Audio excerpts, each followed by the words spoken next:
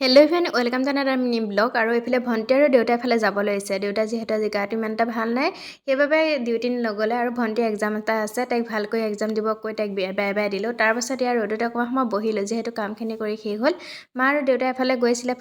আহি পাই আকৌ দেউতা এফালে যাবলগীয়া হৈছে গা চা ঠিক নাথাকিলেও ঘৰত থাকিলে যে একেবাৰে আজৰি নাপায় তাৰপৰা এই ফুলকেইজোপা দেখিছেনে ইমান বেছি বেয়াকৈ মৰহি গৈছে ইমান বেয়া লাগে ফুলবোৰ মৰহি গ'লে যিহেতু ফুলৰ দামো বহুত বেছি আৰু এতিয়া ভাবিছোঁ ভাত কেইটামান খাই লওঁগৈ আৰু এইফালে দেখিছেনে মই ঘৰতে যিহেতু লাই শাক আছে মই চাটনি কৰিছিলোঁ মই পিছে সেইবোৰ ইমান ভিডিঅ' দেখাই থকা নাই আৰু তাৰপাছত এইফালে মায়ে ভাজি অকণমান বনাই আছিলে তাৰপৰা এয়া ভাত খাব লৈছে এইফালে লাই শাকৰ চাটনি আৰু এইফালে দালি